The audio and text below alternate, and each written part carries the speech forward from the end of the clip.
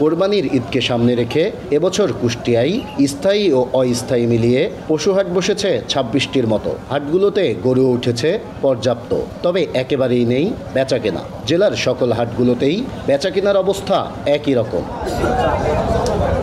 গরু কিনতে আসছে না জেলার বাইরের ক্রেতারাও, ফলে গরু নিয়ে হাটে আসা বিক্রেতারা পড়েছেন চরম বিপাকে।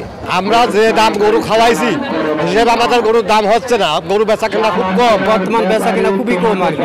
এখন এই অবস্থা থাকলে পরে এখন যাই হোক তো আমাদের বেচা কেনা করতে হবে, তাই না? এটা বিক্রি করবো ৩.৫ লক্ষ টাকা, দাম বলছে ২৮০, এই দামে বেশি পড়তে হবে না।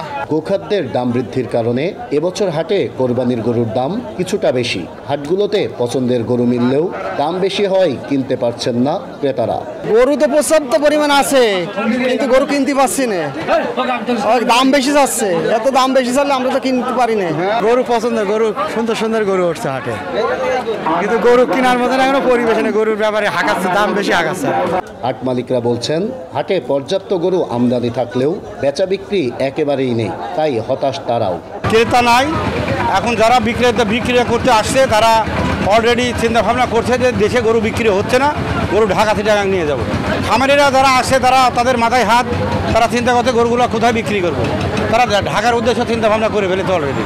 আর পশুহাটকে কেন্দ্র করে যে কোনো ধরনের অপ্রীতিকর ঘটনা এড়াতে সার্বক্ষণিক নিরাপত্তায় কাজ করছে পুলিশ। কুষ্টিয়ার যে হাইওয়ে এরিয়া আছে, এখানে এই ধরনের কোনো ঘটনা ঘটতে দিব না। আমরা সেভাবেই করছি। আমরা অগ্রিম তথ্য কালেক্ট করছি। যদি এইরকম কোনো তথ্য পাই আমরা তাদেরকে আইনের আওতায় নিয়ে আসবো, যাতে তারা মানে গরুর হাট কেন্দ্রিক বা রাস্তায় হাইওয়ে রাস্তা কেন্দ্রিক কোনো অঘটন ঘটাইতে না পারে। এবছর কুষ্টিয়ায় ২০,০০০ খামারে ২ লাখ কোরবানি পশু প্রস্তুত করেছে খামারিরা। নাহিদ হাসান তিতাস, দেশ টিভি, কুষ্টিয়া।